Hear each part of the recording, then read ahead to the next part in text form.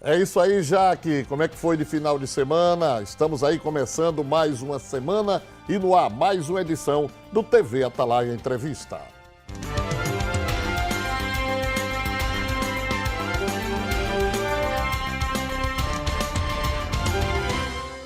Olá, meus queridos telespectadores, minhas queridas amigas, mais uma semana começando. É isso aí, vamos com fé e coragem.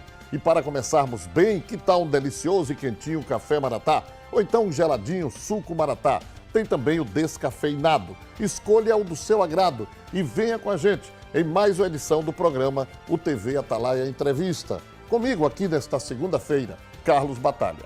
Olha, aqui diretamente dos estúdios da nossa emissora, a TV Atalaia, a TV dos Sergipanos, leva para você o que você quer saber. E aí você fica sabendo de tudo que acontece em nosso estado e no nosso país, com entrevistas atualizadas. Então nos assista, nos acompanhe. Sua audiência é sinônimo de prestígio para nós que fazemos a TV Atalaia. Quer participar do nosso programa? Quer sugerir? Olha, eu gostaria que vocês entrevistassem fulano, beltrano. Você não se acanhe. Você liga 3226-2610 ou então entra nas redes sociais. A sua participação é muito bem-vinda. Então fique ligado e interaja. Estamos neste momento, nesta segunda-feira, pedindo licença para entrar no seu lar. A edição do TV Atalaia Entrevista de hoje vai destacar as ações do CETRANSP. E também, no segundo bloco, nós iremos falar sobre o surgimento de um novo partido político. Mas, inicialmente, nós iremos conversar com o presidente do CETRANSP, Alberto Almeida. Olha, em toda e qualquer pesquisa que é realizada sobre as necessidades, os reclamos da população, a área de transportes é uma das mais citadas. Juntamente com a saúde, com a segurança, aí vem o transporte. E muitas vezes as críticas existem, de certa forma até exageradas. E durante essa entrevista que nós vamos fazer aqui, com o Alberto Almeida, que é o diretor-presidente do CETRANSP, ele vai nos contar realmente o quanto é difícil fazer um transporte público. Alberto, bom dia. Tudo bem? Tudo bem. Satisfação muito grande recebê-lo aqui nesse início de semana. É nossa satisfação. Alberto,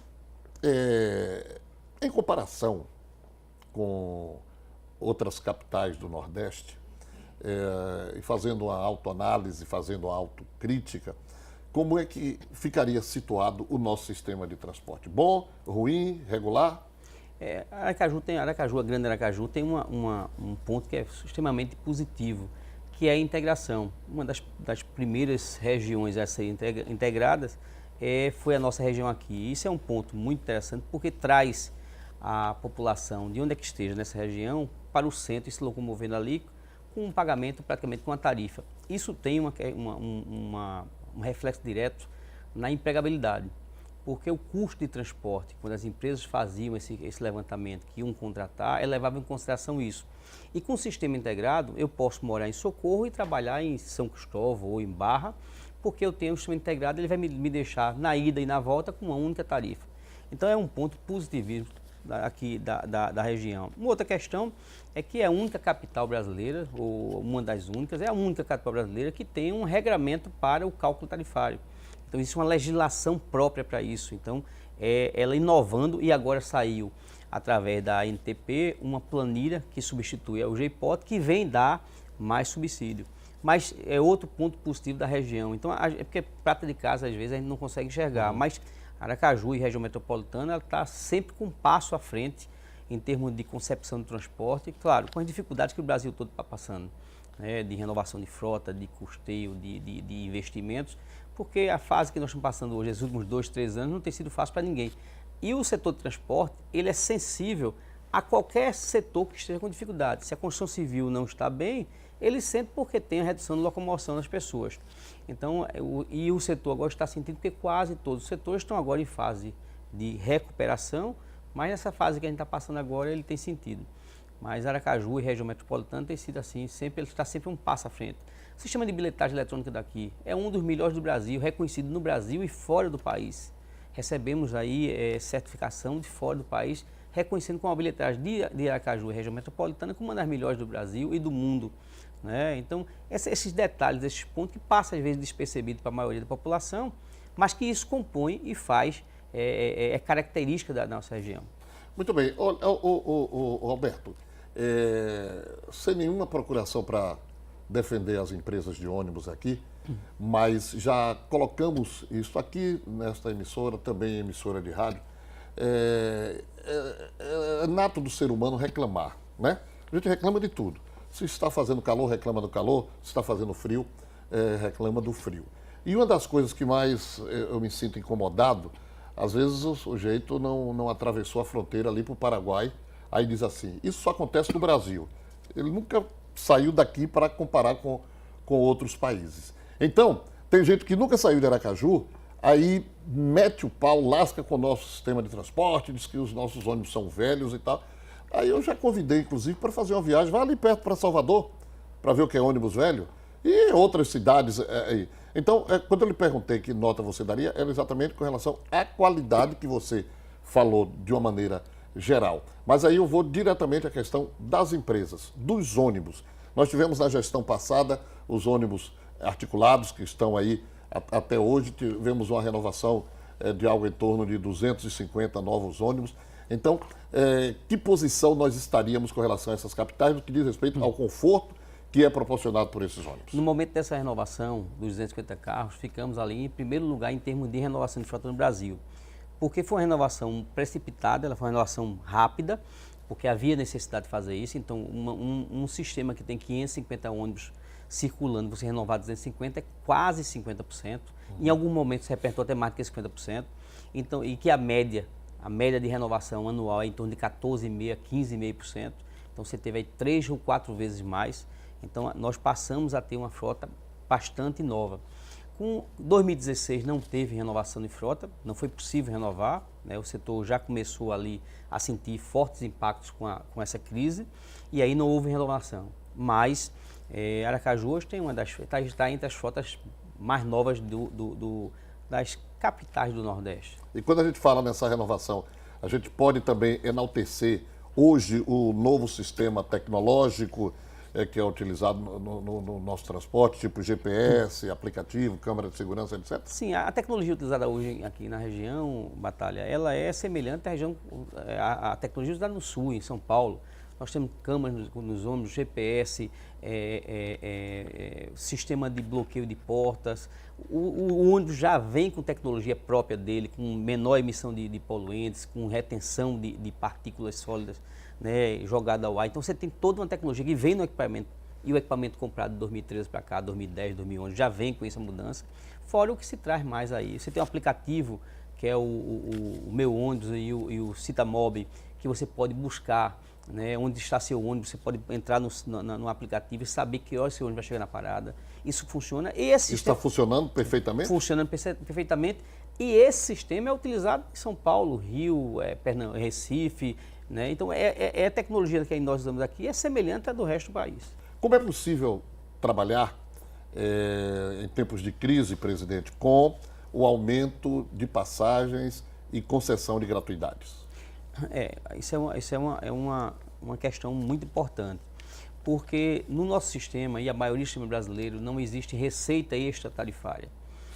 O São Paulo hoje emprega R$1 bilhão por ano no sistema de transporte. Aqui a gente não tem, e a maior parte das cidades do Nordeste, principalmente, não tem subsídio direto na tarifa. Tem através do diesel.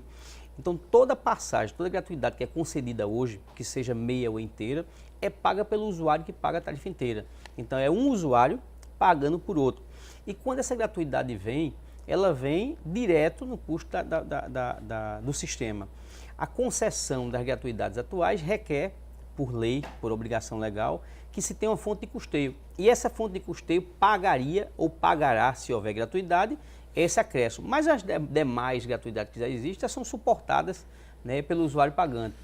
Existem, por exemplo, a gente tem em Maceió, que é aqui próximo, você tem um subsídio do diesel, você tem em Recife o subsídio do diesel e o estudante do estado, do município, aí tem a fonte de custeio direto para ele. Então, existem outras formas também de você diminuir o impacto do custo para o usuário pagante, para tirar dele a responsabilidade de pagar por outro, pelo funcionário que tem gratuidade, pelo usuário que tem gratuidade.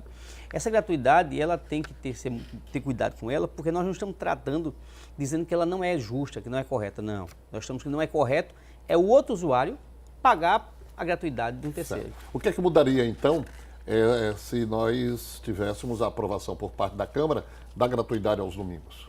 Você teria que ter uma fonte de custeio para que as pessoas que utilizassem essa gratuidade fossem bancadas por essa fonte. Então teria que vir de receita de algum lugar ou de alguma rúbrica para que pudesse suprir. Se não viesse, e não pode ser diferente disso, porque a lei determina, seria mais um encargo para o usuário. Seria mais um encargo gerando maior custo do sistema e automaticamente maior tarifa. Então não haveria a mínima condições para isso?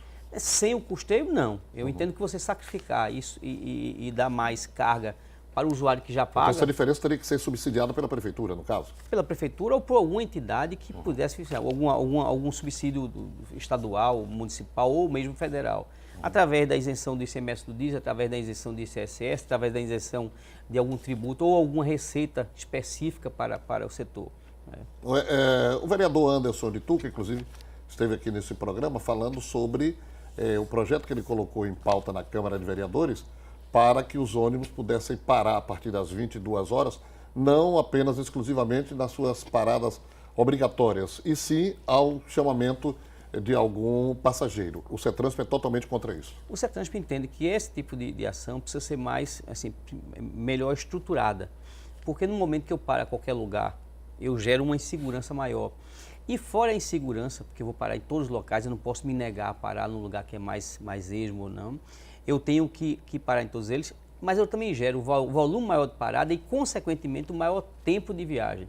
Eu vou retardar a chegada de um usuário de um ponto a outro, porque eu vou ter parada a cada 100 metros, 200 metros. Se um usuário quiser parar aqui, eu vou ter que parar, e lá ali na frente eu vou ter que parar de novo. A lei estabelece que a parada se dará com segurança. Aí é um outro fato. Quem julgará, quem avaliará se ali é seguro ou não? É o operador?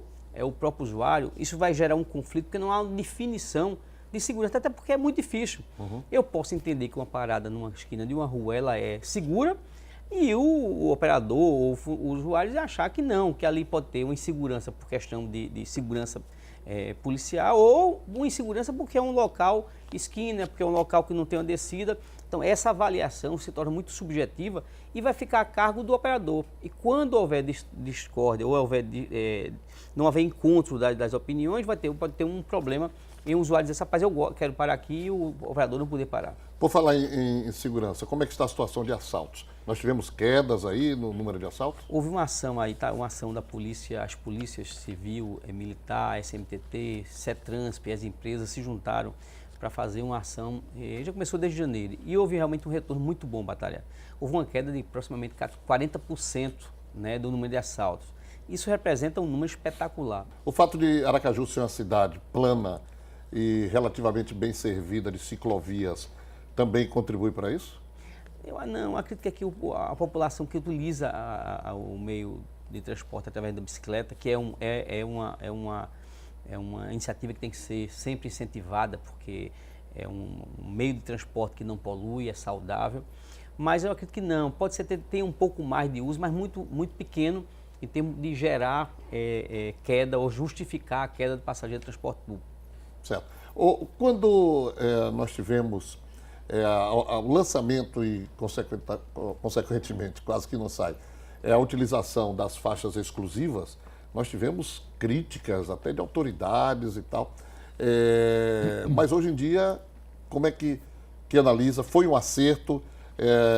Melhorou a circulação dos ônibus com relação às faixas exclusivas? A faixa exclusiva é uma ação que ela começa na priorização do transporte público, ela vai perdurar até quando se tiver uma infraestrutura melhor possível. Então, se eu tiver corredor exclusivo estruturado como Bogotá, como Medellín, como Curitiba tiver, a faixa exclusiva está presente. Como também está presente em Salvador, em Maceió, em Recife, que não tem essa estruturação em alguns corredores.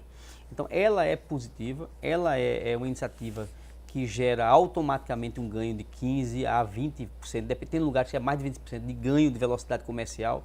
Significa dizer que eu saio de 6 viagens por dia para dar 8 viagens com ônibus. É como se eu tivesse 1/3 de ônibus a cada ônibus desse. Então, a cada 100 eu tenho como se eu estivesse colocando mais 30 ônibus em circulação. E fora isso, você tem A comunidade do volume maior de pessoas, porque ali dentro do ônibus vão 70, 80 pessoas naquele horário, e com a redução do número de carros, com a redução da necessidade de parar, você ainda tem a questão do ambiental. Você polui menos, você gera menos resíduo, você gera menos consumo de combustível. Toda aquela enchente de reclamações que nós ouvimos quando do lançamento das faixas exclusivas, hoje a gente não ouve mais. E tem mais, tem um outro detalhe. Quem pegar principalmente ali a beira-mar, tal, nos dois sentidos, observa que os motoristas já obedecem. Um ou outro foge ali, mas só é questão de consciência mesmo, né? É o entendimento da maioria. No momento, o novo sempre traz a dúvida, sempre traz ali o questionamento. Mas a população em geral, inclusive os usuários de automóvel, eles vieram a entender e enxergar a vantagem, né? A vantagem quando seus funcionários chegam mais cedo e com melhor qualidade de vida, eles enxergam com menor poluição, com menos poluição, eles enxergam que eles podem desviar dos corredores de transporte público, que eu posso pegar meu carro e ir para uma via que não seja o corredor, e o ônibus não tem aquilo lá, não tem essa possibilidade. Você quando pega um usuário hoje que sai, por exemplo, de Marco Freire e vai para Atalaia, e que ele hoje tenha o tempo certo de chegar lá, porque já existe uma previsão, porque ele tem um corredor que ele anda, onde ele tem prioridade, é muito bom, é muito interessante. E essa tendência é o Brasil todo. Eu vi uma entrevista do nosso prefeito falando que ele esteve num encontro de mobilidade pública, e ele comentou que é a saída, e realmente é a saída para toda a cidade. Eu estive hoje no Detran, a pessoa me informou lá que emplacamos 6 mil carros por mês aqui em Aracaju. A gente vai para onde? Ou você tem a prioridade do transporte público, e a mobilidade pública e o setor de transporte de massa é a solução para todas as cidades. É verdade, e Aracaju é um outro mundo. É interessante, mas é verdade. Eu comentei aqui há alguns dias, no mês de agosto, todos os recordes foram batidos de venda de automóveis 0 quilômetro. Cerca de 1.400, né?